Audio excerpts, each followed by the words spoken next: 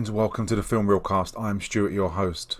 We're not in the dojo, we're not in Farmington, we're in space. It's the Mandalorian, it's Chapter 9. It's my reaction to the release of Chapter 9, which came out on the 30th of October. I've been waiting so long for this, so it's a reaction to this episode. Before we start talking about the Mandalorian, subscribe to my channel. I've got Cobra Kai. I've just started Season 2, Episode 3 has just been released. We've got The Shield coming to the end of Season 1. If you subscribe, you can watch all of those amazing episodes. So if you remember from Episode 8, Pedro Pascal, who plays the Mandalorian, has run away with what we're going to call Baby Yoda. I don't know the proper name. Everyone's probably got their own name for him, but the most popular name is Baby Yoda. He is so cute. Jon Favreau, congratulations, you nailed it. So immediately I go fanboy. Mando's looking for Gorkoresh, and when he enters this room, he's got a massive ring in front of him, and you've got two Gamorrean guards, or Gamorrean guards, however you want to say it, fighting in this ring. It's a callback from Return of the Jedi, and it's brilliant. I love seeing the Gamorrean guards. They're so good, and seeing them fighting with huge axes is just the start I need to this. I'm straight back into the world of Star Wars. And you learn that Gorkoresh cannot be trusted. He bets with Mando with regards to who's going to win this fight, as to if he gives any information. Mando wants to find other Mandalorians so they can show him the way to where the other species of Yodas are so he can return them. And instantly the tables are turned. He shoots one of them and everyone pulls their guns on Mando. And no surprise, it turns out that Gorkoresh is a traitor, and the reason why he wants Mando is to harvest his armour, because it's precious metal and he can make money off it. And he has walked into a trap, I'm sure. I haven't seen it yet, but I'm sure he's going to pay the price. And what's great is, despite having multiple guns pointed against his head, he still turns around to Gorkoresh and says, "Tell me where the Mandalorians are, and I'll let you walk out here alive. If not, you're all dead." The odds are against him. It's proper John Wick style. I know which way this is going to go. So Mando has a trick up his sleeve. He's got these multiple rockets. It's like Iron Man from the first one when he shoots multiple Afghans. When he just stands there and targets them. All of these stooges go down. They're all dead. And it's so good. Even Yoda knows something's going to happen. And he kind of closes himself in his little capsule before everyone gets shot. So Gorkoresh has just escaped. Mando's had a great fight with kind of two stooges. Really good. And he stabs one of them. He's got this massive kind of knife that comes out. It's like a Terminator 2 kind of, and he stabs one of them, throws the other one in the other guy's chest, and they both go down. He catches Gorkoresh, hangs him upside down, and he tells him the other Mandalorian is on Tatooine. So we're going to go to Tatooine next. And he says he won't kill him, but what he does is release these monsters that kills poor old Gorkoresh. So as the Mandalorian flies to Tatooine, you get great shots of the scenery, a real comeback to Star Wars, with they even show you the same cliff, the same angle when Luke Skywalker and Obi-Wan Kenobi is overlooking the town, and you see the Razor Crest flying through the mountains and landing. It's a really good shot. You've got the Tusken Raider also on his beast, just watching the Razor Crest fly by. It's really good. It's so clear. The special effects are spot on. It's really great. And if I'm smiling, I apologise whilst I'm saying this. I'm literally reacting to what I've just seen. I'm watching it, then just reviewing it and telling you about it. And I love Star Wars. I was brought up on Star Wars. And to have something this good to be able to watch again is bringing me back to my roots of when I loved and fell in love with Star Wars and collected all the figures, all the spaceships as a youngster. It's so brilliant. And when Mando lands, he's reunited with an old character we've seen already called Peli Motto. And it's nice. She's got these droids. And obviously Mando's accepting the droids now. And you get the nice fun scene with these droids trying to oil his ship, repair his ship of any damage. And they're just causing absolute havoc, making a complete mess. And it's a really great fun scene. And she's still in love with Baby Yoda. There's a nice bonding scene there as well. So Mando needs to go to Mos Pelgo. And an R5 unit, another callback, shows him the way. And the way he gets there has got to be a cool way. He goes there on a speeder bike with Baby Yoda in a little basket at the back. It's so cool. Speeder bikes are friggin' awesome. So Mando arrives in Mos Pelgo, and again we've got that spaghetti western kind of atmosphere where he's going down the main street and it's quite a desolate place. But the people who do live there are just standing out the buildings and just watching him go down, checking him out, finding out if he's good or bad. And it's got that High Plains drifter, fistful of dollars, outlaw Josie Wales kind of spaghetti western feel about this, which was so good and kind of brought so much more character to the first one. So Mando just enters a bar. You've got Baby Yoda looking through the window, overseeing everything. And the guy behind the bar asks who he's looking for, and he says, I'm looking for someone just like me. And he says, what do you mean, the Marshal? He says, no, I'm looking for a Mandalorian, but is that what you call them? And then Mando turns round to the entrance of the bar he just entered, and there is another Mandalorian standing there. And as Mando turns round, the guy who they call the Marshal has just taken his helmet off. As we know, Mandalorians don't take their helmet off. No one in public will see their face. This guy is showing his face. He's not a Mandalorian. I don't know who he is yet. Also, I could be completely wrong, and if you're watching this, you're probably thinking, you stupid twat. But his helmet looks like Boba Fett's. I don't know whether he's got it from Boba Fett, whether he's found the remains, but it looks like the same colours as Boba Fett. So Cobb Vanth is the name of the guy who's the Marshal.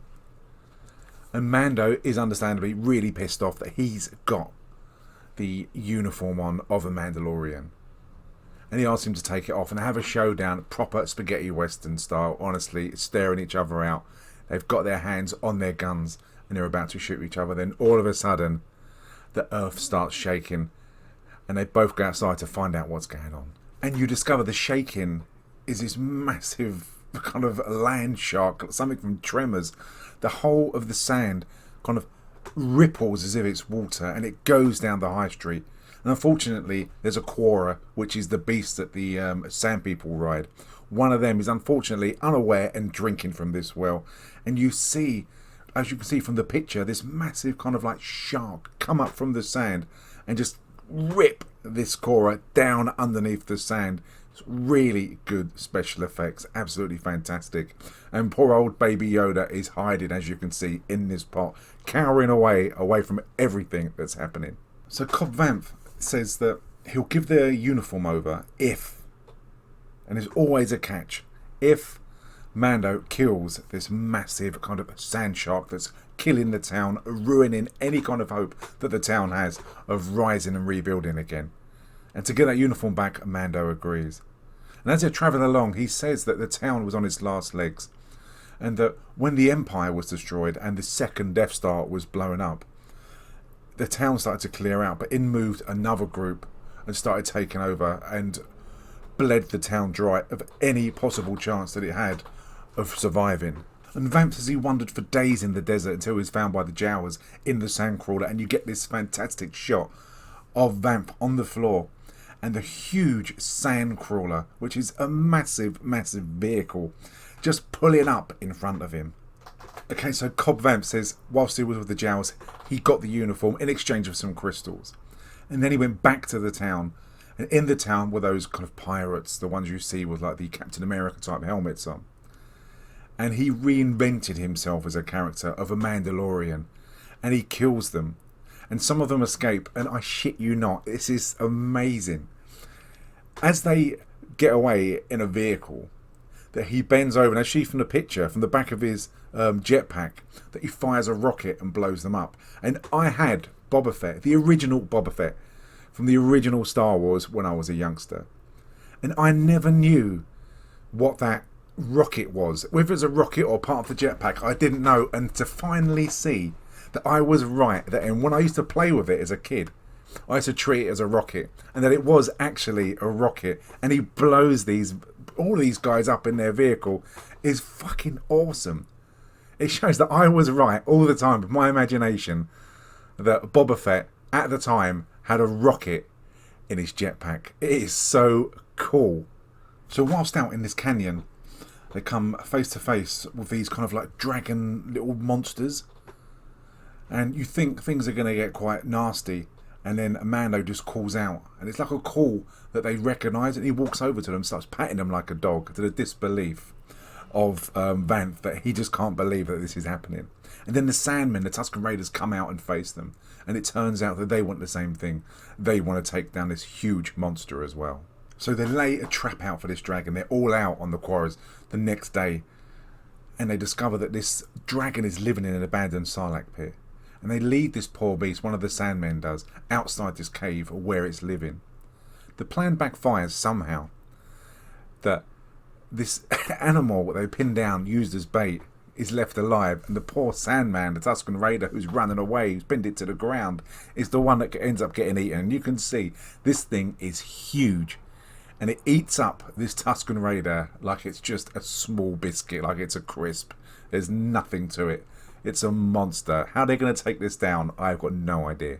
So they come up with a plan to use Vamp's town as bait to draw this thing out.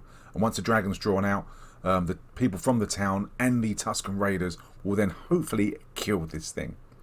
And what's refreshing to see is that the Tusken Raiders being kind of seen as good guys, working as a team. Because remember, you've got Anakin, whose mum was killed by them. You've got Obi-Wan Kenobi, who said that the Tusken Raiders can't be trusted, they'll just go and kill everything.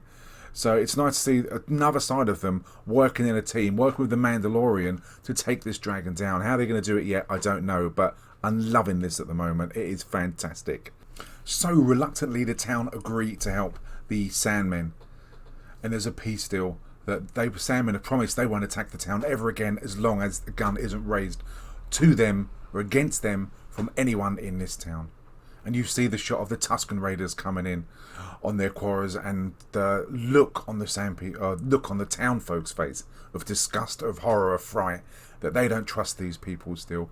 They think they're going to slay the beast along with the Tusken Raiders, and then they'll be turned on themselves. But the Mando has said these people are good for their word. If the Mando says it, that's fine by me. Okay, so the plan is bury some charges in the ground just by the cave. When they can get this dragon out, what they'll do is they'll make the dragon go underground and then they'll blow it up. All seems to work pretty well. And the special effects are out of this world. When you see this dragon chasing them, going right behind them, special effects are so good. Nothing. I wouldn't expect anything else from Favreau and from Disney. It is brilliant.